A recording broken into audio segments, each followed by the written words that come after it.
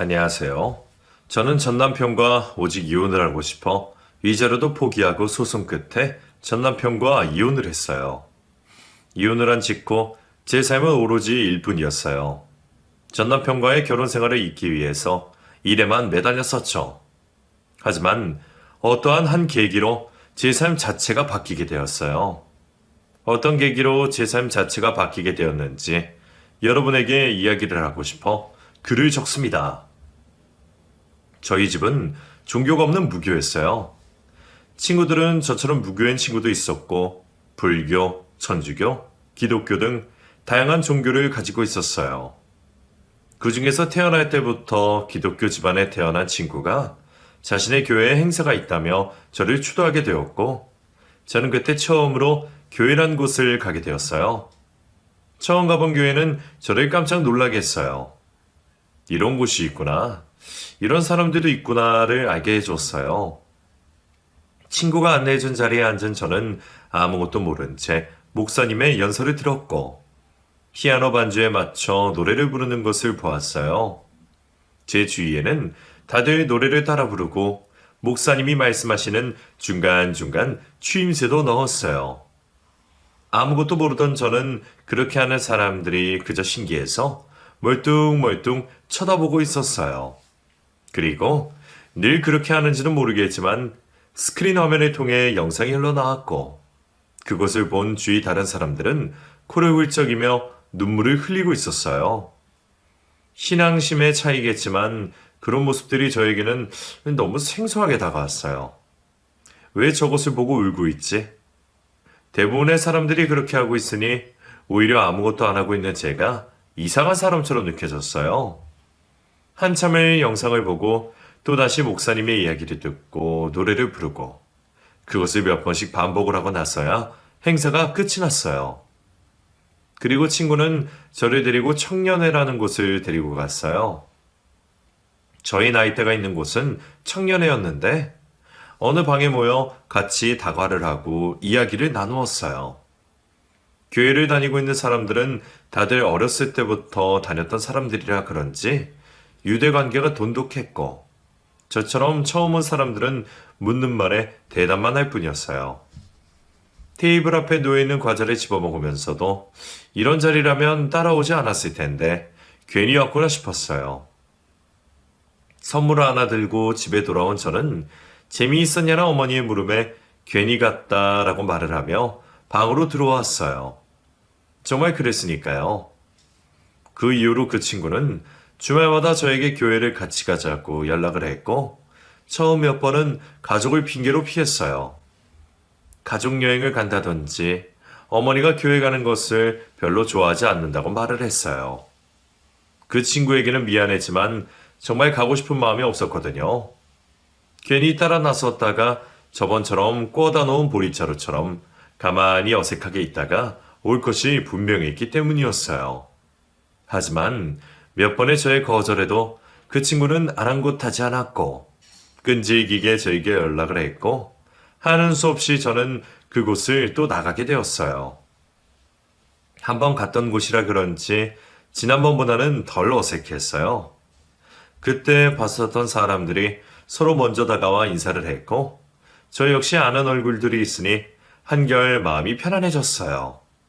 그러다가 솔로 파트를 부르는 한 사람을 보게 되었고 시원시원하게 노래를 부르는 그 사람에게 반하게 되었어요.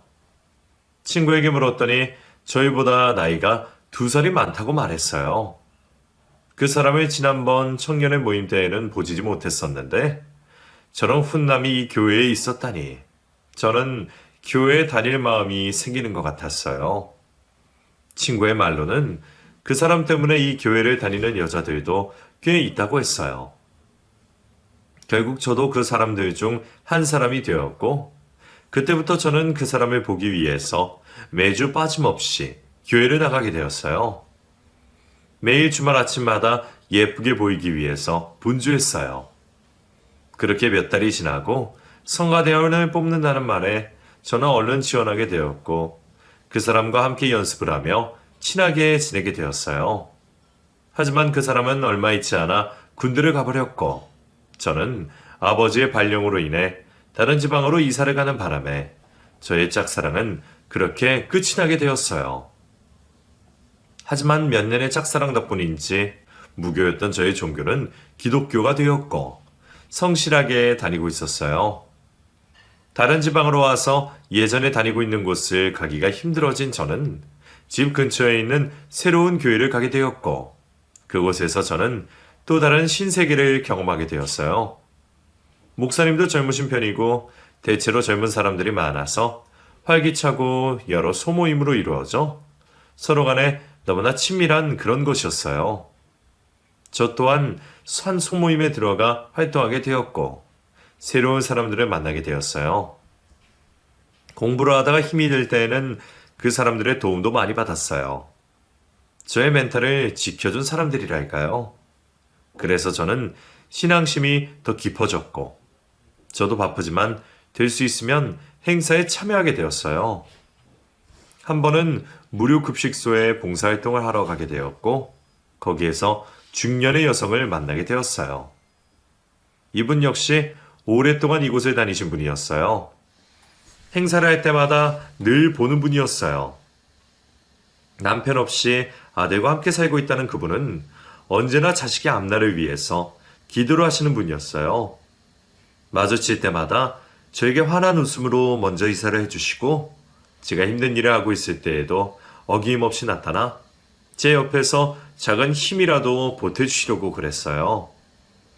저희 어머니 같은 그분에게 저도 마음이 갔고 저희는 교회뿐만 아니라 밖에서도 가끔씩 같이 점심을 먹기도 하고 차를 마시기도 했어요. 그렇게 그분과 친분을 쌓으며 몇 달이란 시간이 흘렀고 교회를 간 주말 행사를 끝내고 그분이 점심을 같이 먹자며 저를 따로 불렀어요. 저는 다른 사람들에게 양해를 구하고 그분과 점심을 먹기 위해서 나섰어요. 교회 근처에 있는 월남쌈 가게로 간 저희는 샤브샤브를 주문했고 여러 이야기를 나누며 맛있게 먹었어요. 어느 정도 시간이 지났을까? 한 남자가 저희 테이블로 다가와 인사를 건넸어요. 그분의 아들이었어요. 아들은 근처에 외근에 나왔다가 거래처 사장님과 점심을 먹으러 왔다고 말했어요. 그분의 소개로 저와 그 아들은 통성명을 하였고 그 아들은 다시 자신의 테이블로 갔어요. 그분은 자신의 아들이 자그마한 사업을 하고 있다며 몇 달 동안 해외에 나가 있다가 들어온 지 얼마 되지 않았다며 다음 주부터 매주 볼 수 있을 거라고 말하며 같은 동갑이니 잘 지내보라고 말했어요.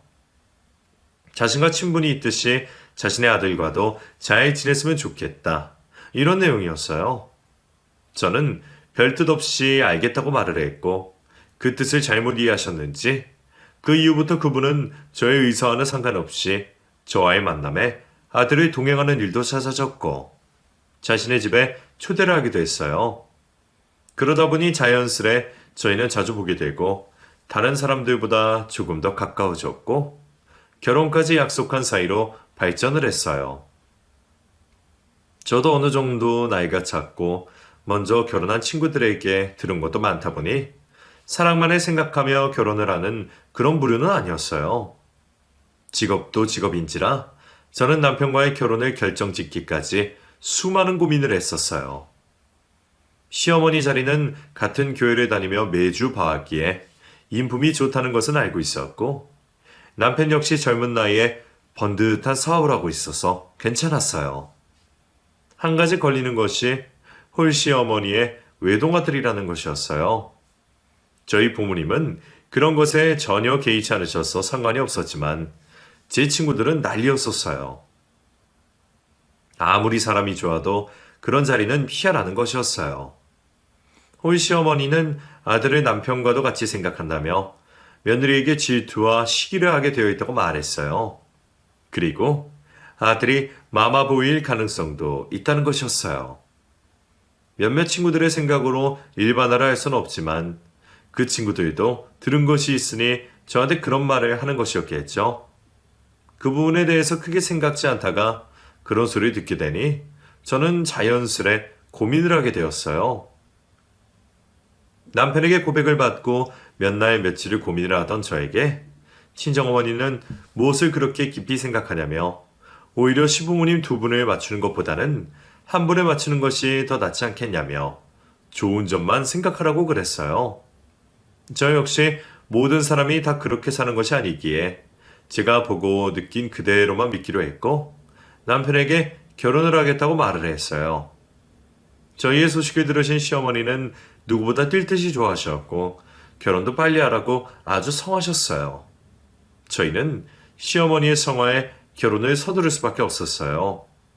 시어머니는 자신의 아들을 저에게 소개를 시켜주기 위해 많은 노력을 하셨다며 둘의 결혼은 다 자신의 노력 덕분이라고 말씀하셨어요.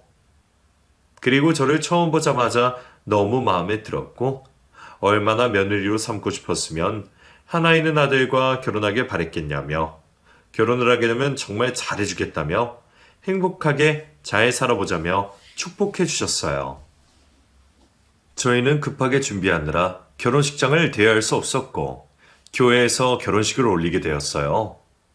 주례는 목사님이 해주셨고 저희는 많은 사람들의 축복을 받으며 결혼을 했어요. 결혼 후에도 시어머니는 자신은 누구의 간섭을 받는 것도 싫어하고 간섭을 하는 것도 싫다며 각자 자신의 삶을 존중해주며 살자 하셨고 무소식이 희소식이라며 연락이 없을 때에는 서로 잘 살고 있다고 생각하고 살자고 말씀하셨어요. 그 말씀처럼 시어머니는 다른 친구들의 시어머니처럼 왜 안 오냐, 안부 전화는 왜 하지 않냐 이런 저런 걸로 이야기하지 않으셨고 저에게 아무런 터치를 하지 않으셨어요. 따로 살았던 저희는 매주 주말 교회에서 시어머니를 만나 같이 점심 식사를 하는 것이 다였어요. 그마저도 시어머니가 다른 지인들과 식사를 하게 되면 할 수 없었어요. 그래서 저는 다른 친구들에게 부러움을 사기도 했어요. 결혼 전 홀 시어머니라서 고민했던 것이 다 부질없는 걱정이었다는 것을 알게 되었어요. 친구들의 걱정을 뒤로하고 남편을 선택한 저의 선택이 잘못되지 않았음에 저는 제 결혼 생활에 만족을 했어요. 그러던 어느 날 한창 바쁜 일처리를 하고 있는데 친정어머니께 전화가 오셨어요. 어머니, 무슨 일이세요? 얘는 내가 무슨 일이 있어야 전화를 하니? 제가 지금 좀 바빠서요. 아, 그래? 별건 아니고 이번 주말에 집으로 들어와. 왜요? 그날 김장 담으려고. 그러니 정서방이랑 와서 저녁 같이 먹자고. 네, 알겠어요, 어머니. 지금 좀 바빠서 주말에 봬요? 그래, 알겠다. 친정어머니가 급하게 전화를 끊고 저는 다시 일에 몰두를 했어요. 결혼을 하고 나서 일이 더 많아져 집에까지 가자고 가는 날이 더 많아졌거든요. 일은 사무실에서만 하고 집에서는 오로지 휴식만 취하자는 것이 제 목표였는데 그것이 깨지기 시작했고 새벽까지 일을 하느라 잠을 깊이 푹 자지 못했더니 온몸이 피로하고 고단했어요. 남편은 그런 저에게 일을 조금 줄이라고 말을 했지만 들어오는 일을 맡고 싶진 않았어요. 제 일이 고정적으로 있는 것이 아니니 벌 수 있을 때 바짝 벌고 싶었거든요. 사업을 하는 남편 역시 본인 나름대로 바쁜 생활을 하고 있었어요. 자신의 시간이 꽤 많은지 취미생활도 종종 하고 접대를 한다며 거래처 사장들과 골프를 치러 다녔대요. 다 사업과 연관된 것이라니 저는 그러려니 하고 지냈어요. 저희 부부는 각자 자신의 위치에서 열심히 살고 있었어요. 그리고 며칠 후 주말, 까맣게 잊고 있다가 친정어머니의 연락으로 그날 같이 저녁을 먹기로 한 것이 기억이 났고 저는 남편과 함께 부랴부랴 친정으로 달려갔어요. 친정아버지는 정신을 어디에다가 팔고 다니길래 약속 시간 못 지키냐며 핀잔해 주셨어요.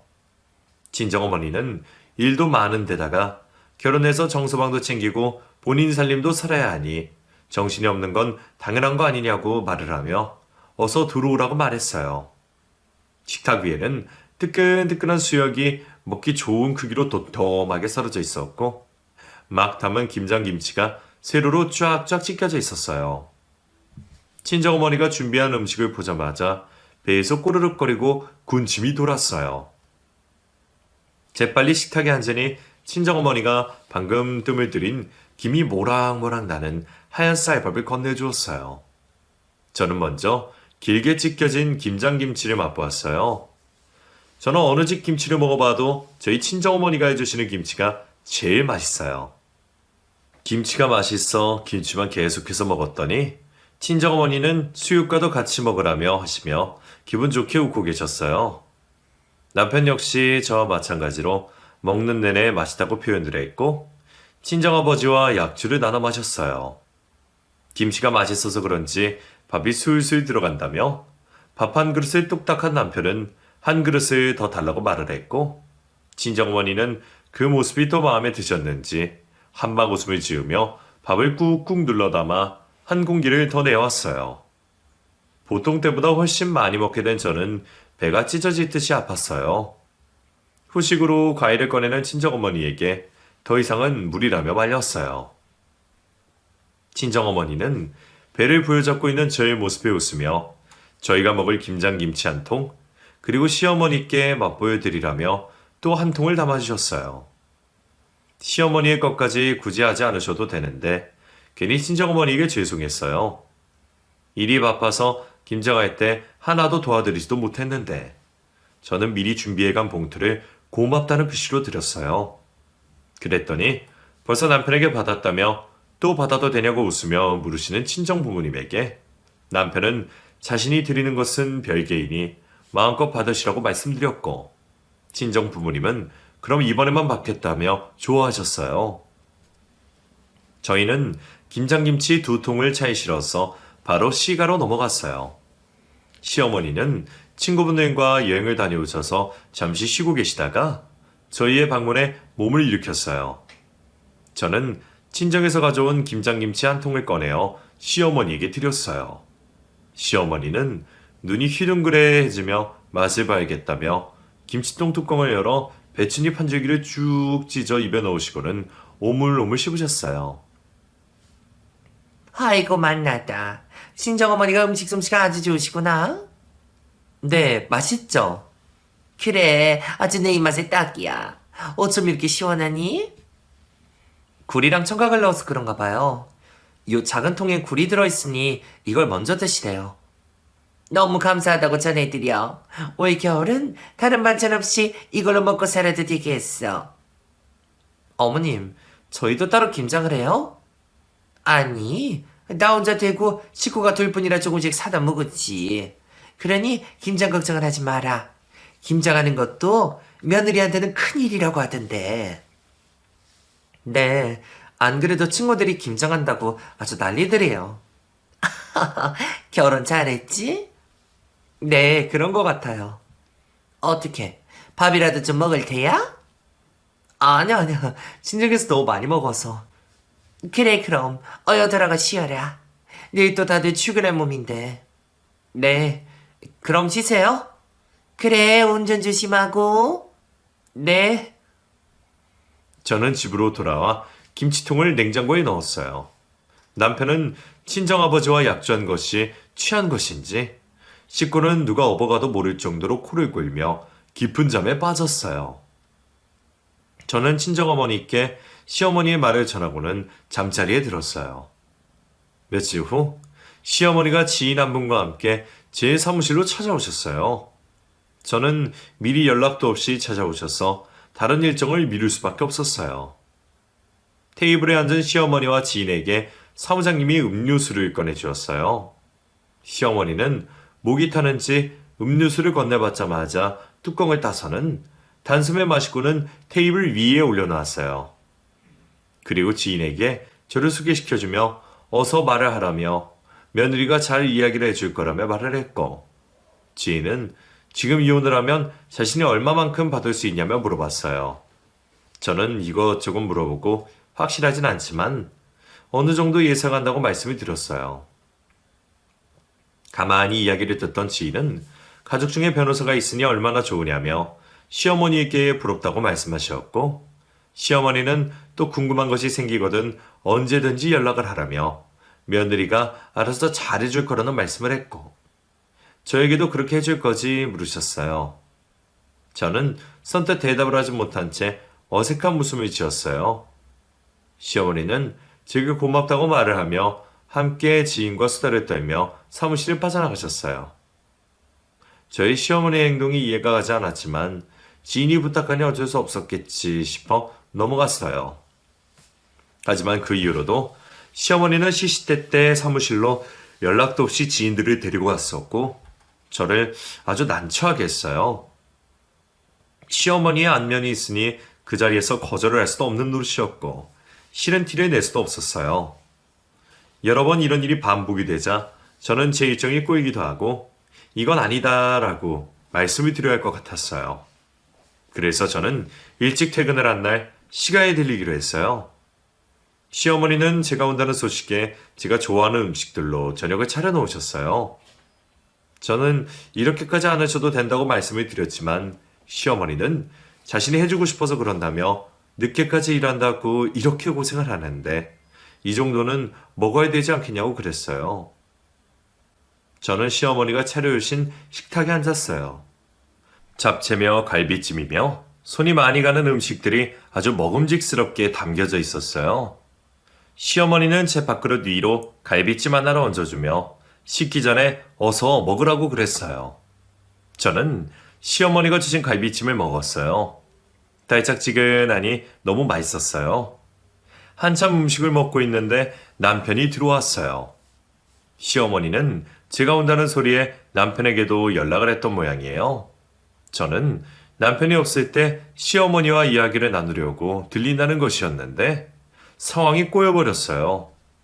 남편은 식탁 위의 음식을 보자마자 누구 집 잔치상이냐며 맛있겠다며 밥을 빨리 달라고 말하면서 자리에 앉았어요. 시어머니는 밥 한 공기를 가득 담아 남편 자리에 놓았어요. 남편은 걸신이 걸린 것처럼 허겁지겁 급하게 먹었고 그런 남편을 보던 시어머니는 평소에 밥 하나 못 얻어먹고 사는 것처럼 왜 이리 급하게 먹냐며 체한다고 천천히 먹으라고 말했어요. 그 소리를 들은 저는 괜히 저에게 하는 말인 것 같아 눈치가 보였어요. 사실 제가 집에서는 요리를 거의 하지 않았거든요. 그래서인지 그 말이 저에게는 가시처럼 들렸어요. 식사를 다 마친 저희는 TV를 보며 과일과 차를 마셨어요. 제가 사과를 깎고 있으니 시어머니께서 보고 있으니 불안해서 안 되겠다며 본인이 과도를 가져가 사과를 깎아 접시 위에 먹기 좋게 담았어요. 포크로 사과 하나를 집어주며 자신이 아는 지인이 사과 농사를 짓는데 이번에 아주 잘 되었다며 맛을 보라고 하셨어요. 꿀사과라 그런지 맛있었어요. 그리고 제가 먼저 말을 꺼내기 전에 시어머니께서 먼저 말을 꺼냈어요. 며칠 전에 같이 갔던 초등학교 동창 말이다. 네. 걔가 끝내는 이혼을 하고 싶다는데 어쩌면 위자료를 더 받을 수 있는지 알아볼 수 있을까? 그분에게 제 사무실로 오시라고 그러세요. 왔다 갔다 번거롭게 그냥 전화로 좀 알려줘봐. 그리 간단한 문제가 아니라서요. 이것저것 알아도 뵈야 하고. 그러니? 걔가 바빠서 시간이 될라나? 저기 어머님, 먼저 말씀을 꺼내서 저도 말씀을 드리는 건데. 그래, 말해봐라. 어머님, 지인들과 저희 사무실에 오시는 거 좀 자제해 주셨으면 좋겠어요. 오실 때에는 미리 연락도 좀 주셨으면 좋겠고요. 제가 다른 일정도 있는데 어머니께서 연락도 없이 불쑥 방문하셔서 상담을 해달라고 하니 저도 난감할 때가 많거든요. 그래? 책상에 가만 앉아서 서류만 깔짝깔짝 대고 있어서 바쁜 줄 몰랐구나. 어머님 눈에는 그렇게 보여도 저 나름 바빠요. 그래, 내가 너무 미안하구나. 그렇게 바쁜 며느리 시간에 뺏었으니? 오냐, 앞으로는 자제하마. 기분 나쁘셨다면 죄송해요. 아니다.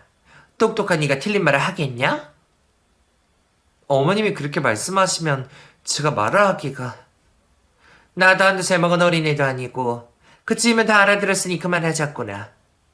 시간이 많이 늦었구나. 얼들 돌아가 봐라. 시어머니는 저의 말에 기분이 언짢으셨는지 정색을 하셨고 결혼 전부터 지금까지 제가 보지 못했던 표정과 말투로 말을 하셨어요. 저는 기분이 찝찝했지만 언제라도 한 번은 짚고 넘어가야 하는 문제였기에 잘 매듭만 지으면 된다고 생각했어요. 시가에서 나오는 길에 남편은 노인네가 며느리 자랑하고 싶어서 그런 것 같은데 그냥 대충 봐주면 될 것이지 꼭 그렇게까지 말을 해야 하냐고 말을 하며 자신의 차를 타고 쌩하니 가버렸어요. 저는 남편이 이해가 가지 않았어요. 저는 집으로 돌아와 소파에 앉아 TV를 보고 있는 남편에게 대화를 하자며 TV를 꺼버렸어요. 그랬더니 남편은 잘 보고 있는 TV를 왜 끄냐며 기분 나빠했고 저는 아까 내가 한 행동이 뭐가 잘못된 거냐고 물었어요. 시어머니의 행동이 잘못된 것인데 왜 나에게 그런 말을 하냐며 따져 물었어요. 남편은 며느리 예쁘다고 간이며 쓸기며 다 빼주듯이 하는 양반 기분 좀 좋게 해드리면 안 되겠는 거였냐고 말을 했어요. 저는 그럼 언제까지 그렇게 해줘야 되냐며 그곳은 일터지 이 사람 저 사람 드나드는 놀이터가 아니라고 말을 했어요. 남편은 또 제 말에 기분이 나빴는지 궁시렁거렸고 서로 말꼬리만 잡을 뿐 대화에 진전이 없었어요. 저는 남편에게 그만하자고 말을 했고 방으로 들어왔어요. 남편 역시 답답한지 밖으로 나갔어요. 그 이후부터 시어머니는 저를 대하는 태도가 달라지셨고 저 역시 시어머니와 거리감이 생기게 되었어요. 아무리 좋아도 시차는 시자라는 친구의 말이 떠올랐어요. 며칠 뒤 시어머니는 저를 부르셨고 서류를 주셨어요. 이것이 무엇이냐고 묻는 저의 말에 시어머니는 이제부터 저희더러 갚으라고 하셨어요. 저는 뜬금없는 소리에 서류를 보았고 시어머니 집 담보로 대출금을 받았고 매월 얼마씩 납입해야 된다는 서류였어요. 저는 이것을 왜 저에게 주냐고 물었고 시어머니는 아들이 사업을 할 때 돈이 급하게 필요하다고 말을 해 이 집을 담보로 대출을 받아서 도와준 것이라며 지금까지는 자신이 원금과 이자를 갚았지만 이제는 둘이 버니 둘이서 갚으라고 하셨어요. 저는 처음 듣는 내용이라 어안이 벙벙했어요. 그리고 시어머니는 자신도 다른 친구들처럼 용돈을 받아야겠다며 용돈을 달라고 말했어요.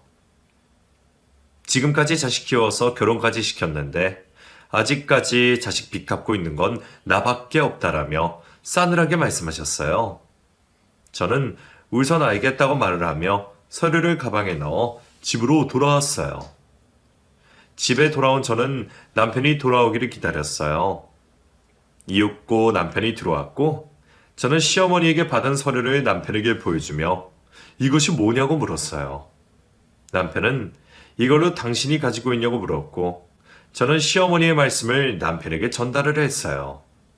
남편은 그러게 왜 가만히 있는 어머니를 건드려서 이렇게 만드냐며 투덜거렸어요. 갑자기 경기가 안 좋아 목돈이 필요해 어머님이 집 담보를 빌려주신 거라며 사업이 다시 잘 되면 싹 다 갚아드리기로 했는데 아직 여의치가 않다고 말했어요. 저는 왜 결혼 전에 미리 얘기하지 않았냐고 말을 했고 남편은 자신이 갚으면 되는 거라고 생각했기에 알릴 필요가 없다고 생각했다고 말했어요. 그러면서 자신의 상황이 조금 더 안정이 되면 그때 해결을 할 테니 저더러 대신 갚아달라고 말을 했어요. 저 말을 들으며 얼마나 화가 나던지 정말 어이가 없었어요. 사업을 하던 남편은 알고 봤더니 겉만 번지르르 했지 빚이 너무 많았고 폐업을 하며 빚더미에 더 앉기 때문에 어쩔 수 없이 공장을 돌릴 수밖에 없는 상황이었어요. 결국 남편은 버는 족족 나갈 거 다 나가고 남는 것이 없었어요. 그 상황에 저는 제가 번 돈으로 생활할 수밖에 없었고 시어머니 집 대출금이며 용돈까지 줄 수밖에 없었어요. 지금은 저도 꽤 잘 벌고 있어서 크게 걱정 없이 해결을 할 수 있었지만 제가 항상 이렇게 잘 번다는 보장이 없으니 앞날이 막막했어요. 그런 생활이 지속이 되자 저는 점점 더 힘이 들었어요. 남편의 사업은 도무지 나아질 기미가 보이지 않았고 제가 모았던 돈마저도 남편의 사업에 들어가게 되었어요. 아무것도 모르는 시어머니는 용돈이 적다며 더 올려달라고 말했어요. 저는 어이가 없었지만 그동안 남편의 빚을 갚아주고 계셨다니 그걸로 퉁치자는 생각으로 군말 없이 달라는 대로 보내주었어요. 요즘엔 일을 해도 즐겁지가 않았고 다른 사람들과 만나는 것보다는 홀로 있는 시간이 더 좋았어요. 마음이 편하지가 않으니 누구를 만나는 것도 귀찮아지게 되었어요. 정신적, 육체적인 피로가 쌓여있는 상태였던 저는 점심 식사를 하고 사무실에 홀로 눈을 붙이고 있었어요. 그때 사람들의 웅성웅성거리는 소리가 들렸어요. 눈을 떠보니 몇 명의 남자들이 저를 찾아왔고 남편의 이름을 말하며 자신들의 돈을 갚으라고 난리. 그런 난리가 없었어요. 저는 놀란 가슴에 진정을 시키며 도대체 무슨 일로 그런 거냐며 차근차근 말하라고 했어요. 그 사람들은 남편이 자신에게 돈을 빌리면서 저를 팔았다고 했어요. 돈을 꼭 갚을 거지만 만에 하나 자신이 못 갚더라도 아내가 변호사인데 무엇을 걱정이냐며 돈을 빌려달라고 말을 했고 몇 달간 이자를 잘 갚다가 이제는 그마저도 주지 않는다며 원금까지 다 내어놓으라며 언성을 높였어요. 저는 남편에게 확인을 해보고 다시 연락을 드리겠다며 연락처를 받았고 그 사람들을 돌려보냈어요. 사무실에 저밖에 없어서 다행이지 다른 직원들과 같이 있었더라면 창피해서 얼굴을 들 수가 없었을 거예요. 저는 남편에게 전화를 걸었지만 남편은 받질 않았고 저는 서둘러 남편의 회사로 찾아갔어요. 회사에 도착한 저는 남편을 찾았지만 남편은 어디에도 보이지 않았어요. 저는 사무실에서 잠시 기다렸고 이윽고 남편이 조심스럽게 주위를 살피며 사무실로 들어왔어요. 저를 보자마자 남편은 화들짝 놀라며 연락도 없이 웬일이냐고 물었고 저는 도대체 무슨 일을 벌이고 다니냐며 화를 냈어요. 당황한 남편은 창문으로 다른 직원들의 눈치를 살피며 직원들이 들으면 어쩌려고 그러냐며 저를 데리고 밖으로 나왔어요. 제 팔을 잡고 있는 남편의 팔을 뿌리친 저는 남편에게 말했어요. 어떻게 된 일인지 말을 하라고. 그제서야 남편은 제가 무슨 일로 왔다는 것을 눈치를 챘는지 너무 급해서 개인 돈을 빌렸지만 요즘 자금 사정이 계속 안 좋아져서 이자를 낼 수 없었다고 말했어요. 말만 그렇게 했지 정말 그 사람들이 저에게까지 갈 줄 몰랐다며 오히려 그 사람들을 독한 사람이라고 표현을 했어요. 저는 사업을 하려면 자기 분수껏 할 것이지 왜 남의 이름까지 들먹이냐고 말을 했고 남편은 처음에 자신이 부탁을 했을 때에는 거절하던 사람이 당신 직업이 됐더니 돈을 빌려주는 것을 보고 그 뒤로 다른 사람에게도 그렇게 말하게 됐다며 부부 사이에 너무 그렇게 냉정하게 선을 긋지 말라며 서로 잘 살아야 좋은 거 아니냐고 말했어요. 자신이 저지른 일을 다른 사람이 해결해 주기 바라는 정말 나쁜 심보를 가지고 있는 사람 같았어요. 저는 절대로 갚아줄 수 없다며 딱 잘라 말했어요. 남편은 알았다며 자신이 알아서 할 테니 신경 쓰지 말라고 말을 하며 다시 사무실로 들어갔어요. 저런 인간인 줄 알았으면 결혼 자체를 하지 않았을 텐데 이렇게 빈털터리일 줄이야. 나이 찰 대로 다 차서 이리저리 재다가 결국 결혼할 사람이 저런 사람이었다니 제 눈을 제가 찌른 거죠. 저는 너무 가슴이 답답했어요. 당장이라도 들어가 머리카락을 잔뜩 움켜쥐고 뜯어버리고 싶었지만 다른 사람의 눈까지 신경을 써야 했던 저는 차마 그러지 못했어요. 며칠 동안 그 사람들은 저를 찾아왔고 저는 남편에게 빌렸으니 남편을 만나 해결하라고 말을 했지만 남편은 지금 어디에 숨었는지 찾을래야 찾을 수가 없다며 당장 갚지 않으면 법대로 하겠다고 으름장을 놓았어요. 저는 너무 어이가 없어서 웃음도 나오지 않았어요. 하는 수 없이 저는 급한 대로 그 사람들의 빚을 먼저 갚아주었어요. 하지만 그것은 빙산의 일각이었어요. 남편의 사업은 점점 더 안 좋아져 빚만 눈덩이처럼 계속 늘어나게 되었고 다른 빚을 먼저 갚다 보니 시어머니의 집 담보대출금까지 신경을 쓰지 못했어요. 그러면서 시어머니의 집까지도 넘어가게 되었어요. 결국 시어머니는 저희 집으로 들어와 살게 되었고 그때부터 시어머니와 저의 관계는 확실하게 틀어지게 되었어요. 일도 일이지만 정신을 못 차리는 남편 때문에 하루하루 신경이 곤두서 있는데 시어머니조차 시집살이를 시키려고 드니 저는 제정신이 아니었어요. 저는 이렇게 사느니 이혼을 하는 것이 낫겠다고 생각을 했어요. 우리 이혼해. 뜬금없이 무슨 소리야?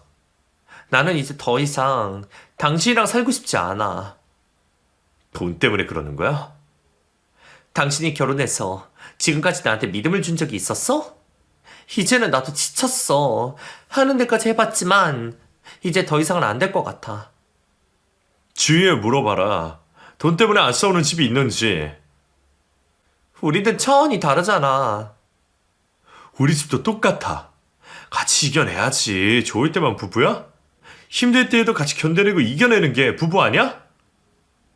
말은 언제나 청산 뉴스지. 난 내 마음 결정했으니까 당신도 따라줘. 아니?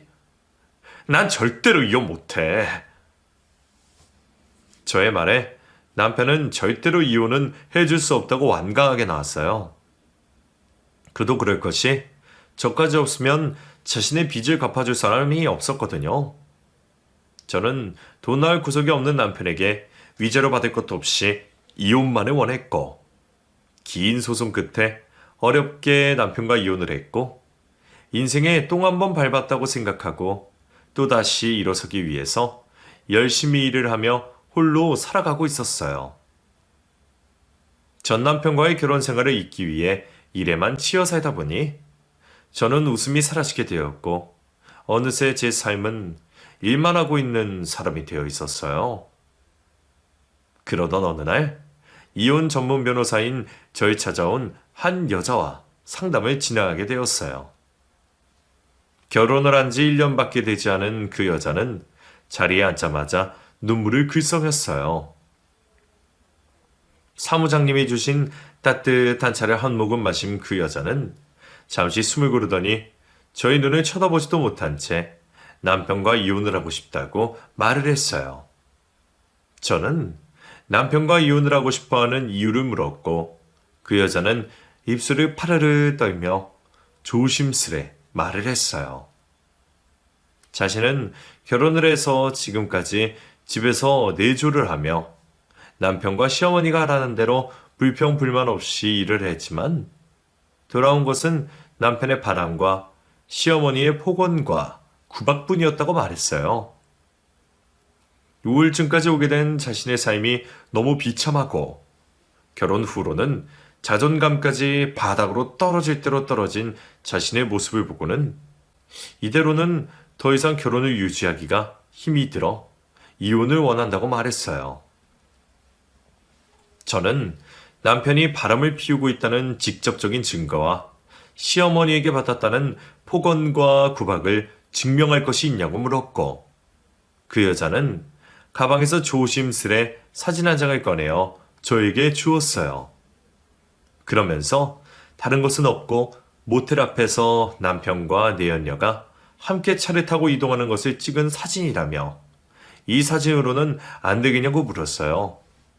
저는 이런 사진보다는 모텔 안에서 둘이 같이 뒹굴고 있는 사진을 찍는 것이 좋다며 때를 기다리자고 말을 하면서 사진을 들여다봤어요. 사진을 보던 저는 깜짝 놀랐어요. 저와 이혼을 하기 싫다며 저를 고생시킨 전 남편이었어요. 저는 어이가 없어서 웃음이 나왔어요. 저는 그 여자에게 두 분 다 초혼이냐고 물었고, 그 여자는 자신은 채혼이고 남편은 초혼이라고 말했어요. 그래서 시어머니가 결혼을 하기 전부터 자신을 반대했었는데, 남편의 설득으로 겨우 결혼을 하게 되었지만, 결혼을 한 이유로 지금까지 시집살이를 시키며 자신을 그렇게 구박을 하고 가슴에 상처가 되는 말을 서슴없이 한다 말을 했어요. 그 여자의 말을 듣는 내내 저는 웃음밖에 나오질 않았어요. 여전히 뻔뻔스럽게 살고 있는 전 남편과 시어머니 때문이었죠. 어쩐 사람이 변함이 없는지 예전에 저의 결혼 생활이 주마등처럼 지나가면서 저는 너무 웃겨서 소리까지 터져나왔어요. 제 웃음에 의아한 그 여자는 저를 멀뚱히 쳐다보았고, 저는 이내 죄송하다고 말을 하며 웃음을 멈췄어요. 이놈은 내가 제일 잘 알죠. 네? 제 남편을 아세요? 네, 그쪽보다 제가 훨씬 더 잘할걸요? 저는 그 여자에게 남편이 초혼이 아니라는 사실을 알리며 남편의 전 아내가 저라는 것을 밝혔어요. 그 여자는 깜짝 놀란 듯 잠시 멍하게 앉아있더니 이내 정신을 차리고는 하염없이 눈물을 뚝뚝 흘렸어요. 자신의 아들도 재혼이면서 자신이 재혼이라고 구박을 하던 시어머니의 욕을 하며 대성통곡을 했어요. 저는 그 여자에게 티슈를 건네며 진정하라고 말했어요. 저는 혼인 취소와 정신적, 재산적 보상은 물론이고 예물이며 혼수를 할 때 들어간 비용까지 싹 다 받게 해주겠다고 약속을 했고 그 여자는 만족을 했어요. 저는 그 여자로 인해 제 인생의 오점인 전 남편의 복수까지 할 수 있는 좋은 기회를 얻게 된 것이죠. 이번에도 남편은 순순히 합의 이혼을 해주지 않았고 그 여자는 소송을 시작했고 저는 제가 약속한 대로 받을 수 있게 해주었어요. 그 여자가 받은 위자료가 꼭 제가 받은 것처럼 속이 다 시원해졌어요. 이제야 제 마음속에 있던 전 남편의 기억이 깨끗이 씻겨져 내려가 없어지는 것 같았어요. 하는 일마다 재미있었고 인생이 즐거웠어요. 마음이 그렇다 보니 일에만 치여서 살았던 때와 다르게 다시 웃음이 많아지게 되었고 일뿐만 아니라 제 삶도 즐길 수 있게 되었어요. 몇 년이 지난 지금 저는 동종업계에서 일하고 있는 사람을 만나고 있어요. 같은 일을 하다 보니 서로 도움을 줄 수도 있고 상대방에게 더 배려하고 이해를 하며 지내고 있어요. 앞으로 어떤 인생이 펼쳐질지 알 수는 없지만 지금처럼만 행복하게 살았으면 좋겠어요. 여러분의 인생도 저처럼 행복하길 바라며 저의 이야기를 마치려 합니다. 제 이야기를 들어주셔서 감사합니다.